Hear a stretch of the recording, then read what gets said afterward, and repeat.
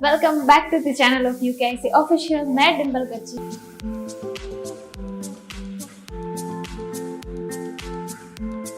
और आज हम लोग बात करने वाले हैं बीए के बारे में, क्योंकि आप लोगों की एग्ज़ाम अभी बहुत ही नज़दीक आने वाली है। सो हम लोग यहाँ पे डिस्कस करने वाले हैं बहुत इंपॉर्टेंट 5 मार्कर। देखो, आपके 1 to 11 जितने भी चैप्टर्स हैं उसमें से कुछ चैप्टर्स ऐसे हैं जिन लोगों का वेटेज बहुत ज़्यादा है, मतलब compare to the other chapters. ठीक है, तो यहाँ पे हम लोग देखने वाले हैं कि कौन कौन से चैप्टर में से आपको क्या क्या क्वेश्चंस पूछ सकते हैं, या फिर कौन से ऐसे क्वेश्चंस हैं जो थोड़े से इंपॉर्टेंट है कंपेयर टू अदर क्वेश्चंस। तो आज हम लोग वो सारा डिस्कस करने वाले हैं अलॉन्ग विद द आंसर्स। ठीक है, यहाँ पे टोटली आप लोगों का फाइनल एग्जाम के लिए यहाँ पे फोकस रहने वाला है। रिमेनिंग जितने भी सारे लेक्चर्स हैं, जितने भी सारे चैप्टर्स हैं, जितने भी सारे MCQs 1 लाइनर, वो ऑलरेडी हम लोगों ने हमारी क्वार्टरली बैच में अपलोड कर दिए हैं अलॉन्ग विथ आवर PDF जो हम लोगों ने यहाँ पे पढ़ाया है। तो एक बार आप वहाँ पे भी जाके देख लीजिए। और हमारी जो परंपरा, प्रतिष्ठा, अनुशासन है, ठीक है, लाइक, शेयर, सब्सक्राइब और कमेंट में इस बार आप लोगों को पता ही है जिस हिसाब से खुशहाली मैम ने बोला था, इस हिसाब से कुछ आप लोगों को अपनी प्रेजेंस इस हिसाब से देनी रहेगी कि आप लोगों को अपने सिटी का नाम, ठीक है, कुछ ऐसे हिसाब से लिखना रहेगा कि हमारे यहाँ पे जैसे मैम ने बोला था कि लोचा फेमस है, तो हम लोग गैस करेंगे कि अच्छा यू आर फ्रॉम सूरत। ठीक है, तो ये एक एग्जाम्पल है। इस हिसाब से आपको अपना जो भी है प्रेजेंस वहाँ पे देनी रहेगी। नेक्स्ट हमारा जो वीडियो आएगा उसमें हम लोग टॉप 3 कमेंट्स यहाँ पे हम लोग पिन करेंगे और उन लोगों का नाम हम लोग यहाँ पे शाउट आउट करेंगे। ठीक है, तो इस हिसाब से थोड़ा सा, ताकि हम लोगों को भी पता रहे कि आप लोगों ने पूरा लेक्चर देख लिया है। ठीक है, यहाँ पे हम लोग बात करने वाले हैं कि भाई आपके कौन कौन से चैप्टर्स, कौन कौन से क्वेश्चंस इंपॉर्टेंट है। सबसे पहले हम लोग बात करते हैं defined partnership according to Indian partnership act 1932। भाई देखो, जिस हिसाब से यहाँ पे स्टार्ट हो रहा है, आप लोगों को ये भी बात याद रखनी पड़ेगी कि पार्टनरशिप एक्ट है वो कब आया था। ठीक है, फिर रिमेनिंग जितने भी सारे एक्ट है, तो यहाँ पे आप लोगों को एक्ट का एक पूरा लिस्ट बनाना रहेगा। तो भाई उसके कुछ 5 कैरेक्टरिस्टिक्स है, वो इस हिसाब से आपको यहाँ पे मैंने बहुत ही शॉर्ट, ठीक है, आप लोगों को सिर्फ पता रहे कि ये क्वेश्चन में क्या लिखना है, इसी हिसाब से मैंने लिखा है। This is not the final answer कि आप लोगों को यही इतने सारे पॉइंट्स लिख के ही आ जाना है। 5 मार्कर की जिस हिसाब से पूरा पैटर्न रहता है, जिस हिसाब से उसकी मेथड रहती है, उसी हिसाब से आपको लिखना रहेगा। फॉर एग्जांपल यहाँ पे सबसे पहले इंट्रोडक्शन रहता है, तो इंट्रोडक्शन लिखना रहेगा, उसके बाद मीनिंग या फिर डेफिनेशन जो भी होता है, उसके बाद you have to state all the head points, उसके बाद you have to elaborate and at last वहाँ पे कंक्लूजन रहता है। तो ये आपकी पूरी पैटर्न रहने वाली है, इसी हिसाब से आपको फॉलो करना है। ठीक है, यहाँ पे मैंने पॉइंट्स कुछ डिस्कस किए हैं, कुछ यहाँ पे पॉइंट्स मैंने मेंशन किए हैं, ताकि आप लोगों को आइडिया रह जाए कि ठीक है भाई यहाँ पे हम लोग ये लिख सकते हैं। तो यहाँ पे हम लोग डिस्कस करने वाले हैं हमारे पार्टनरशिप एक्ट, उसके कुछ कैरेक्टरिस्टिक्स है जो आपको ध्यान में रखने रहेंगे।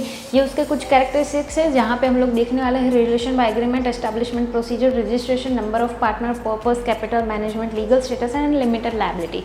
देखो भाई, आप लोगों का जो 11 का चैप्टर नंबर 5 और 6 है, वहाँ पे एक आपका पॉइंट कॉमन ही रहने वाला है, लिमिटेड लायबिलिटी एंड, मतलब लायबिलिटी के रिलेटेड जितने भी सारे पॉइंट्स हैं वो आप लोगों को कहीं ना कहीं आपके सेट हो ही जाएंगे।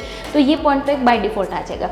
अब पार्टनरशिप है तो वहाँ पे कितने नंबर ऑफ पार्टनर्स है, उसका रजिस्ट्रेशन कब हुआ था, तो इस हिसाब से आप अपने आंसर्स लिख सकते हैं। नेक्स्ट क्वेश्चन की हम लोग बात करें, write any 5 points of difference between private company and public company. Again one of the most important, जैसे ही आप लोग डिफरेंस लिखते हो, you have to always make sure कि आपको कुछ इस हिसाब से अपने डिफरेंस लिखने का रहेंगे। ठीक है, जैसे यहाँ पे आती है प्राइवेट कंपनी और यहाँ पे आती है पब्लिक कंपनी। ठीक है, यहाँ पे आप लोगों का आएगा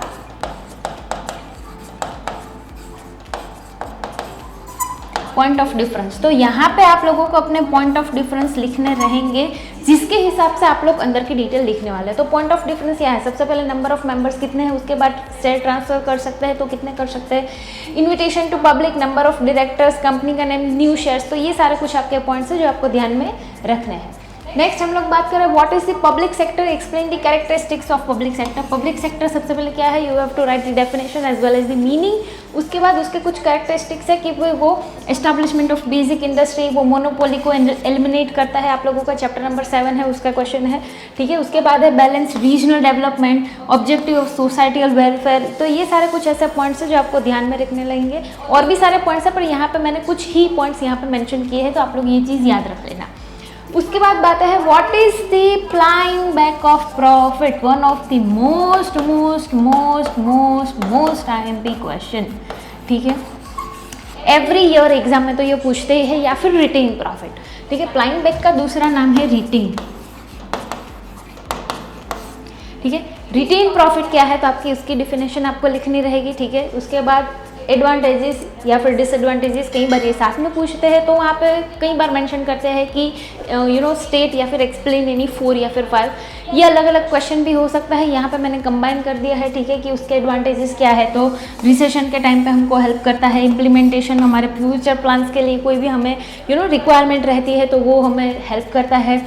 हमारी डिविडेंड पॉलिसी, ओनर्स के फंड, हमारी जो बर्डन फ्री असेट्स रहती है, क्योंकि हमारे पास उतना सफिशिएंट फंड रहता है तो हम लोग बर्डन कुछ हमारे ऊपर नहीं रहता, हम लोग ऑन कैश हम लोग अपनी एसेट्स ले सकते हैं। लिमिटेशंस की जैसे हम लोग बात करें तो कई बार ऐसा होता है कि वो मोनोपोली को इनकरेज करता है, क्योंकि एक ही कंपनी के पास, फॉर एग्जांपल अगर बहुत पुरानी कंपनी है, ठीक है, सालों से चलती आ रही कंपनी है, तो उन लोगों के पास अनडाउटेडली सम फंड्स है वो सफिशिएंट अमाउंट में होगा। उसके बाद वो स्पेक्यूलेशन को प्रमोट करता है। कई बार ये financially new and weak companies के लिए कई बार ये पॉसिबल नहीं होता कि वो लोग क्लाइम बैक ऑफ प्रॉफिट रखें या फिर रिटर्न प्रॉफिट रखें, और स्मॉल इन्वेस्टर्स हैं उन लोगों को इसमें कोई बेनिफिट नहीं मिलता। नेक्स्ट हम लोग बात करते हैं explain import procedure, again one of the most important question, ठीक है। इंपोर्ट प्रोसीजर क्या है, इंपोर्ट क्या है, ठीक है। आप लोगों का इंटरनेशनल ट्रेड है, उसमें इंपोर्ट प्रोसीजर, एक्सपोर्ट प्रोसीजर दोनों वहाँ पे मेंशन की है। ज़्यादातर वो लोग इंपोर्ट प्रोसीजर ही पूछते हैं, एक्सपोर्ट के कुछ पॉइंट्स ऐसे होते हैं जो आप लोगों को अलग से पूछ सकते हैं। इंपोर्ट प्रोसीजर की हम लोग बात करें तो सबसे पहला होता है ऑब्टेनिंग इंपोर्ट लाइसेंस, उसके बाद foreign exchange, placing an order, dispatch letter of credit, उसके बाद यहाँ से आता है receipt of document, obtaining order of receiving goods, paying excise duty, payment of dock charges and getting the possession of the goods. तो ये आपकी पूरी रहेगी इंपोर्ट प्रोसीजर। नेक्स्ट हम लोग बात करते हैं explain the limitation of partnership firm. Partnership and partnership firm ये दोनों चीज़ें अलग है, याद रखना। यहाँ पे लिमिटेशंस पूछी है। Limited capital and limited liability, जो मैंने पहले ही बोला था कि ये पॉइंट तो कॉमन ही रहने वाला है, ठीक है। रिमेनिंग जितने भी सारे पॉइंट्स हैं आप लिख सकते हो कि भाई पार्टनरशिप फर्म में उसकी लिमिटेशंस क्या रहती है, उसकी डेफिनेशन भी आप लोगों को सबसे पहले लिखनी रहेगी। नेक्स्ट हम लोग बात करते हैं give the meaning of debentures and explain the characteristics. कई बार कैरेक्टरिस्टिक्स पूछते हैं, कई बार टाइप्स पूछते हैं, इन लोगों का फिक्स नहीं रहता, इसलिए मैंने यहाँ पे कंबाइन कर दिया है। डिबेंचर क्या होता है, उसके बाद उसके कुछ कैरेक्टरिस्टिक्स है जो आपको याद रखना है कि वो कई बार फर्स्ट प्रेफरेंस देता है डिबेंचर होल्डर को at the time of dissolution या फिर लिक्विडेशन ऑफ द कंपनी, ठीक है। ये कुछ ऐसे पॉइंट्स है। टाइप्स कौन कौन से हैं, secure, convertible and non convertible, ठीक है। बेसिकली इसके 3 टाइप्स रहते हैं डिबेंचर्स के। नेक्स्ट क्वेश्चन आता है give the meaning of HUF, Hindu undivided family, ठीक है। यहाँ पे अगेन एक चीज़ आपको याद रखनी है, आपको शॉर्ट फॉर्म में नहीं लिखना है, ठीक है। जो भी है you have to write full form, in bracket आप शॉर्ट फॉर्म लिख सकते हो, बट ऑलवेज मेक श्योर आप लोगों को यहाँ पे फुल फॉर्म ही लिखना रहेगा। तो यहाँ पे उसके कुछ points, existence by law, management, उसकी मेंबरशिप के जैसे आपका बर्थ होता है वो फैमिली में ऑटोमेटिक आपको मेंबरशिप मिल जाती है। Financial control always on the hands of कर्ता, मोस्ट इंपॉर्टेंट। लायबिलिटी किस हिसाब से रहती है, जो करता होता है उसकी अनलिमिटेड लायबिलिटी रहती है, और रिमेनिंग जितने भी मेंबर्स है उसकी रहती है लिमिटेड लायबिलिटी, ठीक है। लाइफ स्पैन कितनी रहती है, इंसॉल्वेंसी के क्या क्या चांसेस है, तो वो आप यहाँ पे लिख सकते हैं। नेक्स्ट आता है give the meaning of cooperative society and उसके कैरेक्टरिस्टिक्स क्या है। देखो यहाँ पे अगर ऑन एन एवरेज आप लोगों ने देखा होता तो चैप्टर नंबर 4, 5, 6 में से आप लोगों को ज़्यादा क्वेश्चन पूछते हैं, तो ये चैप्टर्स के ऊपर आपको सबसे ज़्यादा ध्यान देना रहेगा।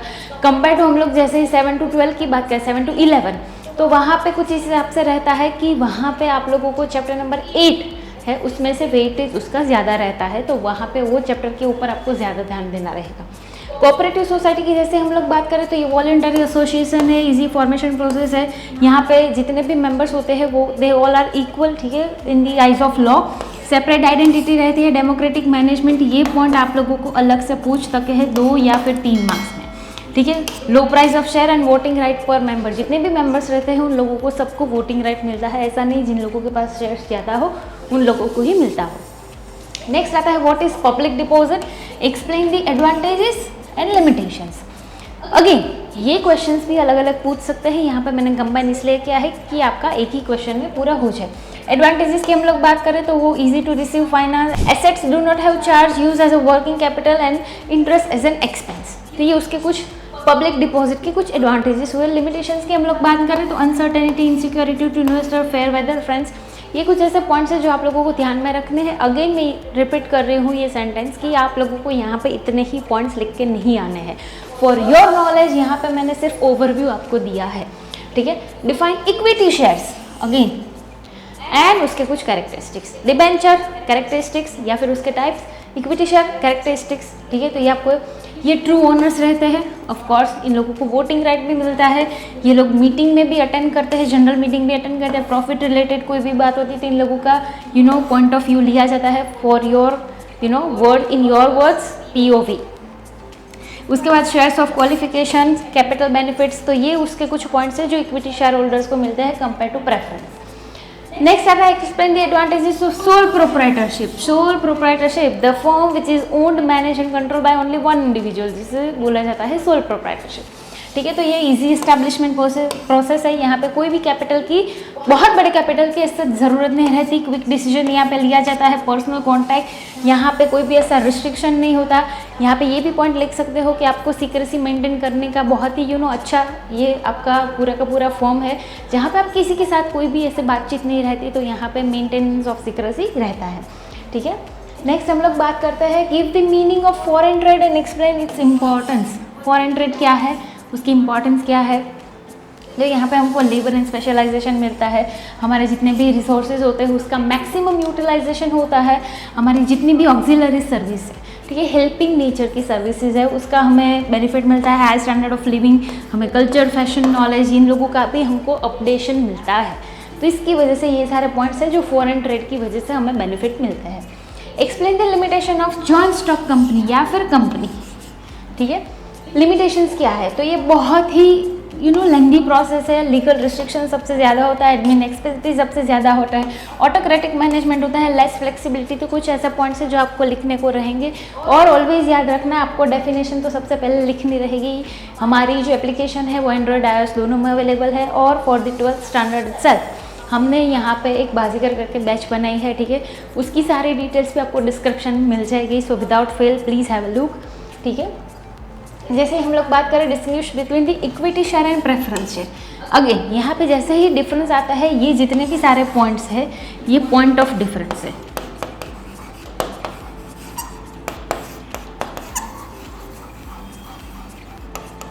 ठीक है। तो ये आपको लिखने रहेंगे कि इश्यू कब होता है, उसका रेट ऑफ डिविडेंड क्या है, राइट रिस्क इन्वेस्टर्स, तो ये सारे कुछ ऐसे पॉइंट्स हैं कि जिसका एलोबरेशन आप अंदर कर सकते हो, ठीक है।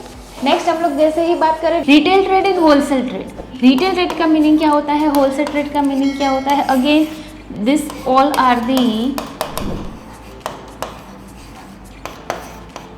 पॉइंट ऑफ डिफरेंस, ठीक है। तो यहाँ पे सबसे पहले कैपिटल इन्वेस्टमेंट क्या होता है, परचेज सेल्स की क्या यहाँ पे मायने रखता है, डिस्ट्रीब्यूशन चैनल क्या है, सेल्स ऑफ प्रोडक्ट्स क्या है। तो ये सारे पॉइंट्स हैं जो आपको लिखने रहेंगे whenever you are writing retail trade and wholesale trade के डिस्टिंग्विश, ठीक है। नेक्स्ट हम लोग आता है व्हाट इज डिपार्टमेंटल स्टोर, क्या होता है, उसके कुछ कैरेक्टरिस्टिक्स हैं वो आपको मेंशन करने हैं। तो सबसे पहले तो ये लार्ज स्केल में होता है, ठीक है। ओनरशिप एंड मैनेजमेंट एक ही इंसान करता है, ये सेपरेट आइटम्स रखता है, जैसे डी मार्ट है, ठीक है। अगर आप लोगों के वहाँ पे डी मार्ट है या आप कोई भी शॉपिंग मॉल में जाते हो तो वहाँ पे हर एक आइटम का अलग डिपार्टमेंट रहता है, ऐसा नहीं कि सब कुछ एक साथ ही बढ़िया अंडर द वन रूफ वो सारी चीज़ें होती है, पर सबके डिपार्टमेंट्स अलग अलग रहते हैं। Urban areas of course, city में आपको सबसे ज़्यादा देखने को मिलता है, यहाँ पे जितने भी सारे एम्प्लॉयज़ होते हैं उन लोगों को ट्रेनिंग दी जाती है। फॉर एग्जाम्पल अगर आपको कोई चीज़ चाहिए तो आप पूछते हो कि ये चीज़ कहाँ है, तो उन लोगों को पता होनी चाहिए, तो इस हिसाब से उन लोगों को ट्रेनिंग एंड डेवलपमेंट किया जाता है। यहाँ पे बहुत ज़्यादा एक्सपेंसेस रहता है, ये कस्टमर को गाइडेंस करता है प्रॉपर वे में। अब कई बार ये क्वेश्चन पूछ लेते हैं चैप्टर नंबर 6 का कि what are the details to be included in partnership deed, ठीक है। तो यहाँ पे पार्टनर्स के रिलेटेड जितनी भी सारी चीज़ें आती है वो आपको यहाँ पे लिखनी है, ठीक है। जैसे नेम, एड्रेस क्या है, उसका एज टाइप, टेलीफोन क्या है, बिजनेस का टाइप क्या है, ड्यूरेशन क्या है, तो ये सारी चीज़ें हैं, ठीक है, जो उन लोगों को लिखनी रहेगी। पार्टनर्स का प्रॉफिट शेयरिंग रेशियो क्या है, कौन सा पार्टनर कितनी कैपिटल लाया था, उसका एड्रेस क्या है, वगैरह वगैरह वगैरह। तो ये सारी चीज़ें पार्टनरशिप डीड में इंक्लूड की जाती है। नेक्स्ट हम लोग बात करते हैं explain the functions of financial institution. Financial institution के मेन फंक्शंस क्या है, यहाँ पे आता है provided finance for buying shares, अगर आपको लोन चाहिए तो वो लोग लोन भी प्रोवाइड करते हैं। वो आपको direct payment for the technological services अगर आपको लेनी है तो उसके लिए भी वो आपको पेमेंट करते हैं। वो आपको गारंटी प्रोवाइड करता है और रिमेनिंग बहुत सारी सर्विसेज देता है। यहाँ पे ये क्वेश्चन में कुछ ऐसे फुल फॉर्म से जो आप लोगों को याद रखना है, ठीक है, जैसे IDBI है, ICICI है, ऐसे बहुत सारे वहाँ पे आप लोगों को फुल फॉर्म्स दिए हैं, तो वो एक बार प्लीज़ हो सके तो वो थ्रू कर लेना, ठीक है। नेक्स्ट हम लोग बात करते हैं explain the telemarketing and internet marketing, one of the easiest question, right, one of the easiest question. इसका कोई भी एक्सप्लेनेशन देने की I really don't think so कि यहाँ पे आपको ज़रूरत है, उतने तो आप बहुत ही इंटेलिजेंट बच्चे हो। टेली मार्केटिंग की अगर हम लोग बात करें तो वो टीवी के मीडियम से जो होता है उसे बोला जाता है टेली मार्केटिंग, जहाँ पे एडवर्टीजमेंट सबसे ज़्यादा दिखाई जाती है। इंटरनेट मार्केटिंग मतलब वहाँ पे बीच बीच में से जो पॉपअप आपको मिलता है, ठीक है, वो सारी चीज़ें हैं, वहाँ पे वो लोग इंटरनेट मार्केटिंग करते हैं। तो इसका एलोब्रेशन आप बहुत ही अच्छी वे में कर सकते हो। State the difference between internal and international trading. Internal with in the boundaries of India, international outside the boundaries of India. सबसे पहले उसका मीनिंग आ गया यहाँ पे, अगेन ये पॉइंट ऑफ डिफरेंस है, ठीक है। फिर करेंसी, तो यहाँ पे जनरल इंटरनल में कोई भी प्रॉब्लम नहीं होता, करेंसी में वहाँ पे प्रॉब्लम रहता है। लॉस डिफरेंट रहते हैं। लैंग्वेजेस ऑफ कोर्स यहाँ पे हम लोग हिंदी, इंग्लिश, गुजराती कोई भी बोलते हैं। अगर आप फॉरेन कंट्री में जाते हो तो वहाँ की ही specific language you have to speak. कई बार ऐसा होता है कि वो लोग इंग्लिश भी ना समझ सके, ऐसी भी सिचुएशन आती है, तो language problem is one of the point. Government control भी हमको रिस्क सबसे ज़्यादा रहता है, और मार्केट साइज हम लोगों को यहाँ पे बहुत ही छोटा मिलता है कंपेयर टू इंटरनेशनल ट्रेड, ठीक है। नेक्स्ट हम लोग बात करते हैं describe the social responsibilities of business towards the society.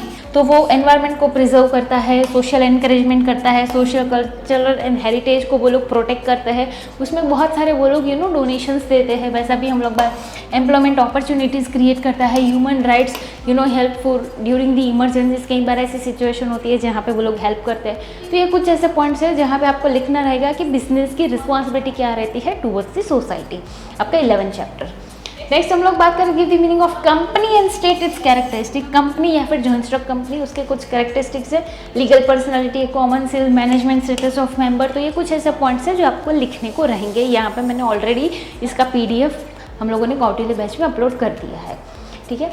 Next हम लोग बात करते हैं भाई अगेन इंपोर्ट प्रोसीजर का सबसे ज़्यादा वेटेज रहता है कंपेयर टू एक्सपोर्ट। पर कई बार ऐसे पूछ सकते हैं कि भाई 10 पॉइंट आप यहाँ पे एलोब्रेट करो, ठीक है। तो ऐसा नहीं है कि ये पूरा ऑप्शन में ही छोड़ देना है, ये भी आप लोगों को करना है।